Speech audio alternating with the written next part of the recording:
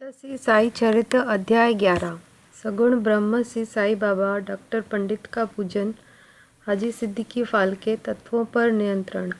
इस अध्याय में अब हम श्री साई बाबा के सगुण ब्रह्म स्वरूप, उनका पूजन तथा तत्व नियंत्रण का वर्णन करेंगे। सगुण ब्रह्म श्री साई बाबा। ब्रह्मा के दो स्वरूप हैं, निर्गुण और सगुण। निर्गुण निराकार है और सगुण साकार है। यज्ञरु वे एक ब्रह्म के दो स्वरूप हैं, फिर भी किसी को निर्गुण और किसी को सगुण उपासना में दिलचस्पी होती है। जैसा कि गीता के अध्याय 12 में वर्णन किया गया है, सगुण उपासना सरल और श्रेष्ठ है। मनुष्य स्वयं आकार, शरीर, इंद्रिय आदि में है, इसलिए उसे ईश्वर की साकार उपासना स्वभावतः ही सरल है। जब तक कुछ काल सगुण ब्रह्म की उपासना न की जाए, तब तक प्रेम और भक्ति में वृद्धि ही नहीं होती। सगुण उपासना में जैसे जैसे हमारी प्रगति होती जाती है, हम निर्गुण ब्रह्म की ओर अग्रसर होते जाते हैं। इसलिए सगुण उपासना से ही श्री गणेश करना अति उत्तम है। मूर्ति, वेदी, अग्नि, प्रकाश, सूर्य, जल और ब्राह्मण आदि सप्त उपासना की वस्तुएं होते हुए भी सद्गुरु भी इन सभी में श्रेष्ठ है। श्री साई का स्वरूप आंखों के सामने लाओ, जो वैराग्य की प्रत्यक्ष मूर्ति और अनन्य शरणागत भक्तों के आश्रयदाता है। उनके शब्दों में विश्वास लाना ही आसन और उनके पूजन का संकल्प करना ही समस्त इच्छाओं का त्याग है। कोई कोई श्री साई बाबा की गणना भगवत भक्त अथवा एक महाभागवत महान भक्त में करते थे या करते हैं, परंतु हम लोगों के लिए तो वे ईश्वर अवतार हैं। वे अत्यंत क्षमाशील, शांत, सरल और संतुष्ट थे, जिनकी कोई उपमा ही नहीं दी जा सकती। यधरी वे शरीरधारी थे, पर यथार्थ में निर्गुण, निराकार, अनंत और नित्यमुक्त थे। गंगा नदी समुद्र की ओर जाती हुई मार्ग में ग्रीष्म से व्यथित अनेकों प्राणियों को शीतलता पहुंचाकर आनंदित करती, फसलों और वृक्षों को जीवन दान देती और जिस प्रकार प्राणियों की क्षुधा शांत करती है, उसी प्रकार श्री साई संत जीवन व्यतीत करते हुए भी दूसरों को सांत्वना और सुख पहुंचाते हैं। भगवान श्री कृष्ण ने कहा है, संत ही मेरी आत्मा है, वे मेरी जीवित प्रतिमा है और मेरे ही विशुद्ध रूप है। मैं स्वयं वही हूँ। यह अवर्णनीय शक्तियाँ या ईश्वर की शक्ति, जो कि सत्यचित्त और आनंद है, शिरडी में साई रूप में अवतीर्ण हुई थी। श्रुति तैत्तिरीय उपनिषद में ब्रह्मा को आनंद कहा गया है। अभी तक यह विषय केवल पुस्तकों में पढ़ते और सुनते थे, परंतु भक्तगण ने शिरडी में इस प्रकार का प्रत्यक्ष आनंद पा लिया है। बाबा सबके आश्रयदाता थे, उन्हें किसी की सहायता की आवश्यकता न थी।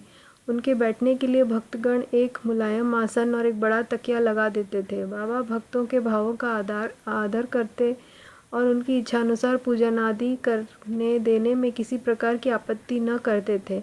कोई उनके सामने चंवर डुलाते, कोई बांग बजाते और कोई पाद प्रक्षालन करते थे। कोई इत्र और चंदन लगाते, कोई सुपारी, पान और अन्य वस्तुएं भेंट करते और कोई नैवेद्य ही अर्पण करते थे। यद्यपि ऐसा जान पड़ता था कि उनका निवास स्थान शिरडी में है, परंतु वे तो सर्वव्यापक थे। इसका भक्तों ने नित्य प्रति अनुभव किया। ऐसे सर्वव्यापक गुरुदेव के चरणों में मेरा बार बार नमस्कार है। डॉक्टर पंडित की भक्ति। एक बार श्री तात्या नुरकर के मित्र डॉक्टर पंडित बाबा के दर्शनार्थ शिरडी पधारे। बाबा को प्रणाम कर वे मस्जिद में कुछ देर तक बैठे। बाबा ने उन्हें श्री दादा भट्ट केलकर के पास भेजा, जहाँ पर उनका अच्छा स्वागत हुआ। फिर दादा भट्ट और डॉक्टर पंडित एक साथ पूजन के लिए मस्जिद पहुंचे। दादा भट्ट ने बाबा का पूजन किया। बाबा का पूजन तो प्रायः सभी किया करते थे, परंतु अभी तक उनके शुभ मस्तक पर चंदन लगाने का किसी ने भी साहस नहीं किया था। केवल एक महस्पति ही उनके गले में चंदन लगाया करते थे। डॉक्टर पंडित ने पूजन की थाली में से चंदन लेकर बाबा के मस्तक पर त्रिपुंडाकार लगाया। लोगों ने महान आश्चर्य से देखा कि बाबा ने एक शब्द भी नहीं कहा। संध्या समय दादा भट्ट ने बाबा से पूछा, क्या कारण है कि और दूसरों को तो मस्तक पर चंदन नहीं लगाने देते, परंतु डॉक्टर पंडित को आपने कुछ भी नहीं कहा। बाबा कहने लगे, डॉक्टर पंडित ने मुझे अपने गुरु श्री रघुनाथ महाराज धोपेश्वर, जो कि काका पुराणिक के नाम से प्रसिद्ध है, के ही समान समझा और अपने गुरु को वे जिस प्रकार चंदन लगाते थे, उसी भावना से उन्होंने मुझे चंदन लगाया। तब मैं कैसे रोक सकता था। पूछने पर डॉक्टर पंडित ने दादा भट्ट से कहा कि मैंने बाबा को अपने गुरु काका पुराणिक के समान ही डालकर उन्हें त्रिपुंडाकार चंदन लगाया है, जिस प्रकार मैं अपने गुरु को सदैव लगाया करता था। यद्यपि बाबा भक्तों को उनकी इच्छानुसार ही पूजा करने देते थे, परंतु कभी कभी तो उनका व्यवहार विचित्र ही हो जाया करता था। जब कभी वो पूजन की थाली फेंक कर रुद्रावतार धारण कर लेते, तब उनके समीप जाने का साहस ही किसी को न हो सकता था। कभी वो भक्तों को झिड़कते और कभी मोम से भी नरम होकर शांति तथा क्षमा की मूर्ति से प्रतीत होते थे। कभी कभी वो क्रोधावस्था में कांपयमान हो जाते और उनके लाल नेत्र चारों ओर घूमने लगते थे, तथापि उनके अंतःकरण से प्रेम और मातृ स्नेह का स्रोत बहा ही करता था। भक्तों को बुलाकर वे कहा करते थे कि उन्हें तो कुछ ज्ञात ही नहीं है कि वे कब उन पर क्रोधित हुए। यदि यह संभव हो कि माताएं अपने बालकों को ठुकरा दें और समुद्र नदियों को लौटा दें, तो ही वे भक्तों के कल्याण की भी उपेक्षा कर सकते हैं। वे तो भक्तों के समीप ही रहते हैं और जब भक्त उन्हें पुकारते हैं तो वे तुरंत ही उपस्थित हो जाते हैं। वे तो सदा भक्तों के प्रेम के भूखे हैं। हाजी सिद्दीकी फाल्के। यह कोई नहीं कहा सकता था कि कब श्री साईं बाबा अपने भक्त को अपना कृपा पात्र बना लेंगे। यह उनकी सदिच्छा पर निर्भर था। हाजी सिद्दीकी फाल्के की कथा इसी का उदाहरण है। कल्याण निवासी एक यवन जिनका नाम सिद्दीकी फाल्के था, मक्का शरीफ की हज करने के बाद शिरडी आए। वे चावड़ी में उत्तर की ओर रहने लगे। वे मस्जिद के सामने खुले आंगन में बैठा करते थे। बाबा ने उन्हें 9 माह तक मस्जिद में प्रविष्ट होने की आज्ञा न दी और न ही मस्जिद की सीढ़ी चढ़ने दी। फाल्के बहुत निराश हुए और कुछ निर्णय न कर सके कि कौन सा उपाय काम में लावे। लोगों ने उन्हें सलाह दी कि आशा न त्यागो। सामा श्री साईं बाबा के अंतरंग भक्त है, तुम उनके ही द्वारा बाबा के पास पहुंचने का प्रयत्न करो।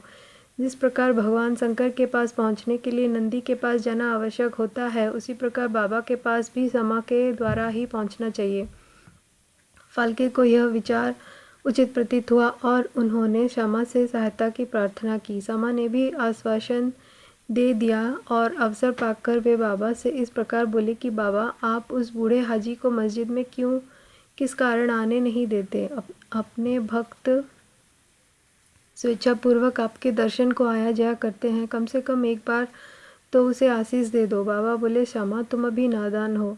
यदि फ़कीर अल्लाह नहीं आने देता तो मैं क्या करूं? उनकी कृपा के बिना कोई भी मस्जिद की सीढ़ियां नहीं चढ़ सकता। अच्छा, तो मुझसे पूछ आओ कि क्या वो 12वीं कुएं निचली पगडंडी पर आने को सहमत है? सामा सकारात्मक उत्तर लेकर पहुँचे। फिर बाबा ने पुनः सामा से कहा कि उसे फिर पूछो कि क्या वह मुझे 4 किस्तों में 40,000 रुपये देने को तैयार है। फिर श्यामा उत्तर लेकर लौटे कि आप कहें तो मैं 40 लाख रुपए देने को तैयार हूँ। मैं मस्जिद में एक बकरा हलाल करने वाला हूँ। उससे पूछो कि उसे क्या रुचिकर होगा, बकरे का मांस, नांद या अंडकोश। सामा यह उत्तर लेकर लौटे कि यदि बाबा के भोजन पात्र में से एक ग्रास भी मिल जाए तो हाजी अपने को सौभाग्यशाली समझेगा। यह उत्तर पाकर बाबा उत्तेजित हो गए और उन्होंने अपने हाथ से मिट्टी का बर्तन, पानी की गागर उठाकर फेंक दी और अपने कफनी उठाए हुए सीधे हाजी के पास पहुँचे। वे उनसे कहने लगे कि व्यर्थ ही नमाज क्यों पढ़ते हो, अपनी श्रेष्ठता का प्रदर्शन क्यों करते हो? यह वृद्ध हाजियों के समान वेशभूषा तुमने क्यों धारण की है? क्या तुम कुरान शरीफ का इस प्रकार पठन करते हो? तुम्हें अपने मक्का हज का अभिमान हो गया है, परंतु तुम मुझसे अनभिज्ञ हो। इस प्रकार डांट सुनकर हाजी घबरा गया। बाबा मस्जिद को लौट आए और कुछ आमों की टोकरियां खरीदकर हाजी के पास भेज दी। वे स्वयं भी हाजी के पास गए और अपने पास से 55 रुपये निकालकर हाजी को दिए। इसके बाद ही बाबा हाजी से प्रेम करने लगे तथा अपने साथ भोजन करने को बुलाने लगे। अब हाजी भी अपनी इच्छानुसार मस्जिद में आने जाने लगे। कभी कभी बाबा उन्हें कुछ रुपए भी भेंट में दे दिया करते थे। इस प्रकार हाजी बाबा के दरबार में सम्मिलित हो गए। बाबा का तत्वों पर नियंत्रण। बाबा के तत्व नियंत्रण की 2 घटनाओं का उल्लेख के साथ ही यह अध्याय समाप्त हो जाएगा। एक बार संध्या समय शिरडी में भयानक झंझावत आया। आकाश में घने और काले बादल छाए हुए थे। पवन झकोरों से बह रहा था। बादल गरजते और बिजली चमक रही थी। मूसलाधार वर्षा प्रारंभ हो गई। जहाँ देखो वहाँ जल ही जल दृष्टिगोचर होने लगा। सब पशु पक्षी और शिरडीवासी अधिक भयभीत होकर मस्जिद में एकत्रित हो गए। शिरडी में देवियाँ तो अनेकों हैं, परंतु उस दिन सहायतार्थ कोई न आई। इसलिए सभी ने अपने भगवान साईं से, जो भक्ति के ही भूखे थे, संकट निवारण करने की प्रार्थना की। बाबा को भी दया आ गई और वे बाहर निकल आए। मस्जिद के समीप खड़े हो जाओ। कुछ समय के बाद ही वर्षा का जोर कम हो गया और पवन मंद पड़ गया तथा आंधी भी शांत हो गई। आकाश में चंद्रदेव उदित हो गए। तब सब लोग अति प्रसन्न होकर अपने अपने घर लौट आए। एक अन्य अवसर पर मध्याह्न के समय धुनी की अग्नि इतनी प्रचंड होकर जलने लगी कि उसकी लपटें ऊपर छत तक पहुंचने लगी। मस्जिद में बैठे हुए लोगों की समझ में न आता था कि जल डालकर अग्नि शांत कर दे अथवा कोई अन्य उपाय काम में लावे।